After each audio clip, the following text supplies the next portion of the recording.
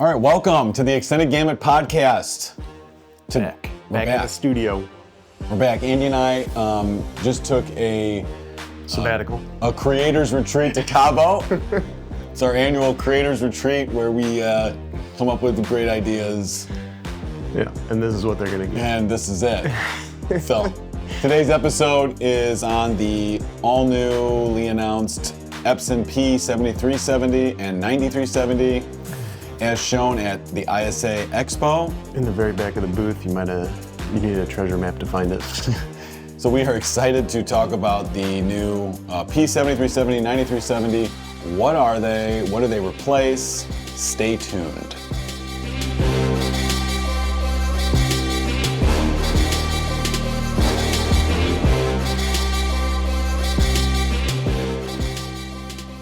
All right, Andy. Today we're getting into printers.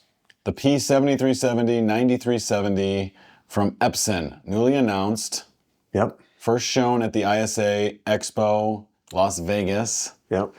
And we just thought we'd walk users through some highlights about the printer. We got some, what you might call a sales reference guide that shows You might some call of it the that. highlight. You might call it that? Sales Reference Guide V1. Oh. Might be what you call it.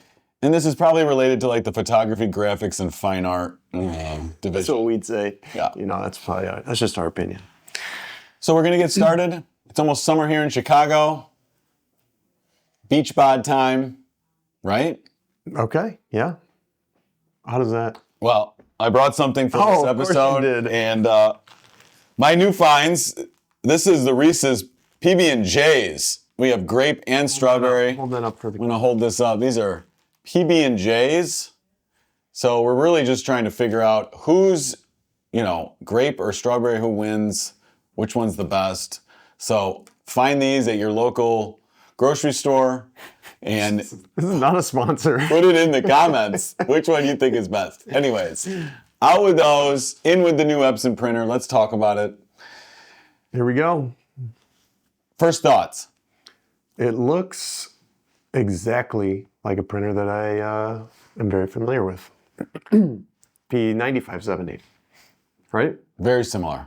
Very similar. Like if you were walking by, it's literally the same printer. The fact that it says 7370 or 9370 tells me it's going to sit, if they had the hierarchy, it would sit underneath the 9570, 7570. You'd be right. And I would be right. Again. Let's keep rolling here. All right. So these are your two models. So it's this PX730 series. So if it's a 3, then you have a 24-inch printer. And if it's a 7, you have a 24-inch printer. If you have a 9, it's a 44-inch printer. So similar to their current naming on the P7570 and the P9570, which those printers are not going anywhere. So these are not replacements to any of the printers in the current Epson lineup. They're additions. I think I know what they're replacing because they recently discontinued some lines. No spoilers. I said I think. Here we go. So this is replacing the P6000 and P8000 printers. So this is a picture of a P6000.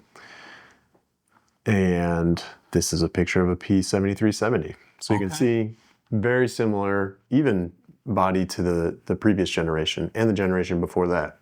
So the same kind of engine, same paper path, similar the way that the media is loaded. So, some of the new printers that they have, aqueous printers, it's a spindle system. This is not. This is kind of the old school spindleless end caps. Good. Yep.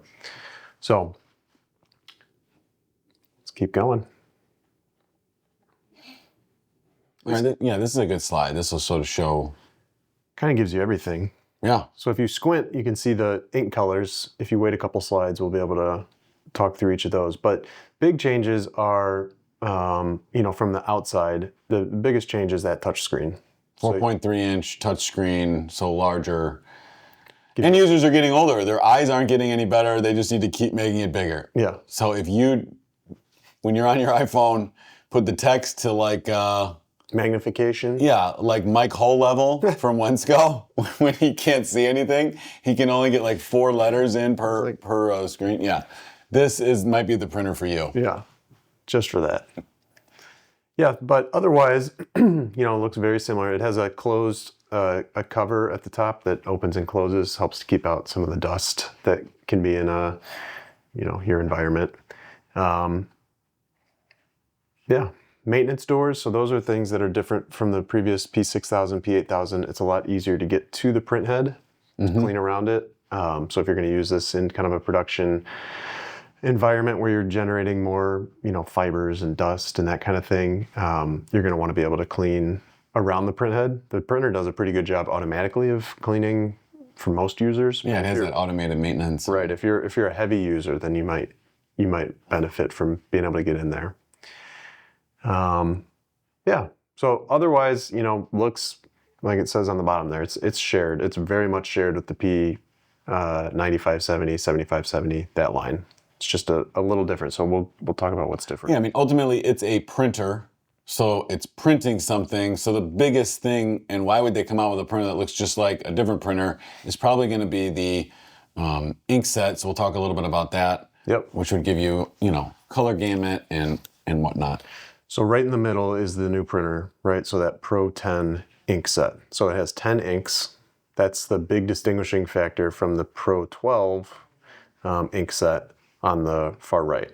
So the P7570, 9570 at the top of the line, 12 inks, has orange and green as the kind of most extended gamut inks.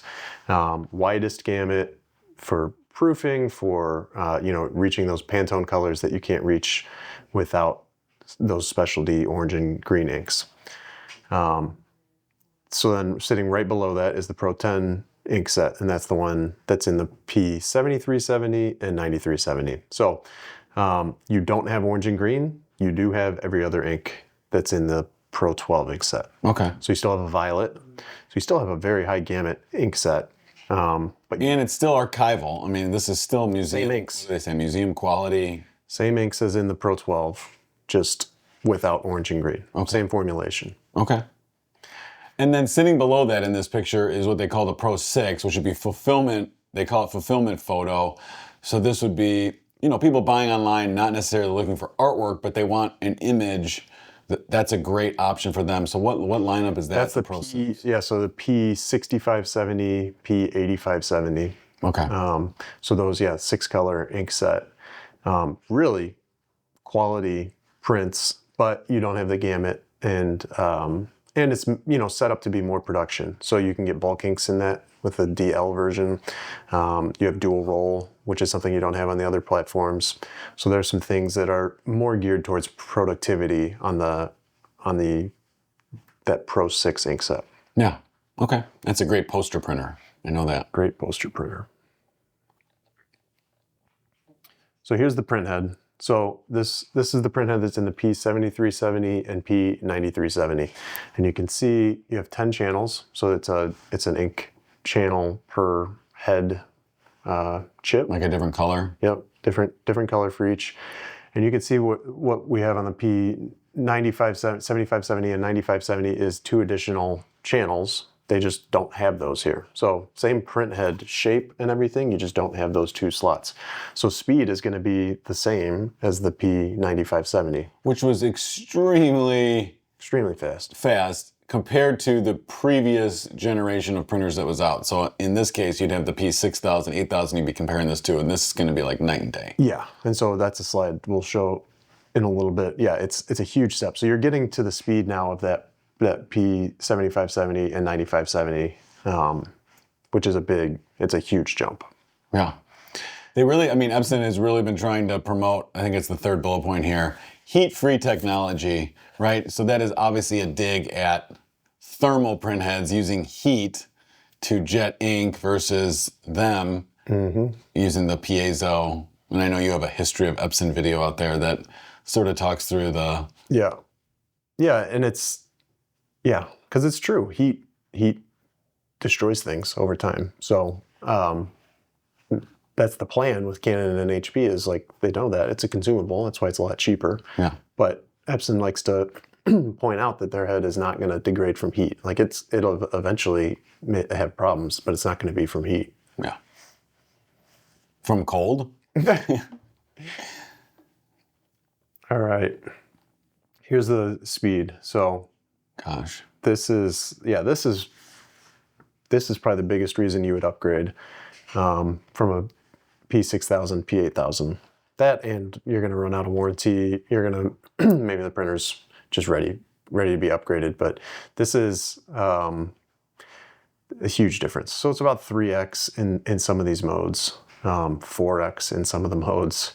So what we typically are using in the demo center when we're printing samples is either that quality print speed or the production print speed. So anything that we're doing that's photography related, fine art, we're printing at 200 square feet an hour. Anything that is more posters, wrapping paper, those kind of things, we're doing at almost 400 square feet an hour, 381. So the print speed is just, it's night and day compared to the previous generation. Yeah. And we're not really seeing people use the max print speed. We're not saying that's not possible, but it's like if you're looking to print at that speed, it's going to degrade the quality a little bit, which is this even the right printer for you? Right. You might want to move to a different printer, but it does have the potential to do that. But as you said, we're in that 200 to 400 square feet an hour, depending on different things. But I mean, it's still that before you were at 65 to 80 square feet an hour, which is wild. Yeah. So huge step forward print speed wise. And that's due to that new larger print head. We didn't really talk about the numbers of it, but it's 2.6 inches tall instead of 1 inch tall on the previous generation. So with each swath, you're getting 2.5 times more coverage. What do you think in a printer that's in the, let's say under $10,000 range, is the largest print head that they're ever going to make in the history of mankind? Like 1 inch to 2 inch, do you think they're ever going to have a... Well, Epson has the 4.7 inch that they use for die sub, the industrial die sub. Okay. So they could probably put that in a production. And then they have in their label printers, I think they may have like a 12-inch bar. Oh, yeah. Because it's just, it's like a flying through. Page wide.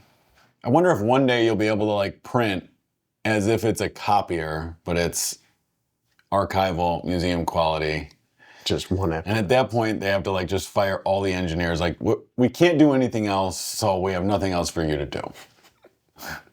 We're probably fired at that point too, because those things will probably just sell themselves. Gosh. All right. That's Guys, when the slow robots down take on the over. inventions. Yeah. So here's all of the inks. Okay, so your standard CMYK, and then light cyan, light magenta, and then you get these gray and light gray, a matte black, and a violet, like you were talking about. Yeah, so matte black, photo black are in line at the same time, so there's no black switching, which sounds like, that's a no-brainer now. Like everything that Epson's made has that, but going back a generation, that wasn't the case. So you're swapping back and forth. You have to purge the lines. You had to put in the matte black into the channel. So that's no longer the case. So you're auto switching between, meaning if you're printing a matte paper, you could print a gloss paper just right after it. And then they have improved this gloss black density. So the formulation of the gloss ink, the photo black ink itself, they have said that they have better coverage, better Dmax, and then less, of the Chroma. What's the word I'm looking for? Bronzing. Bronzing. Where you see ink at a certain glossy level when it's there, but the areas next to it that don't have ink are at a different gloss level, so you have just kind of a weird effect. So they've improved that. And the inks come in 3 different sizes, 150, 350, 700, which just gives people options if, I want this printer, but I really don't print in a volume where I want to have ink sitting in there. You have an option. Yep. Whereas some of the other models we were talking about, right, you can get up to a 1.6 liter. Yeah. Which is wild. Yeah, so if you look at the P7370, so the 64-inch printer, it only comes with 1.6 liter bags of ink. You can't buy another size. And this is geared more towards the at-home user, potentially, it's a lot wider range of users that could use it. Yeah.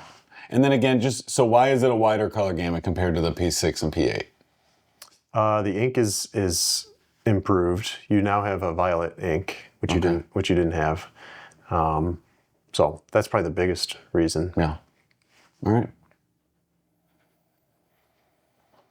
Well, very good. Well, this is the last slide, and just trying to give everyone a quick overview on this latest announcement from EPSON on the replacement of the P6000, P8000, the new P7370 and 9370, which will sit just under the P7570, 9570, and offer higher quality than the P6570 and 8570.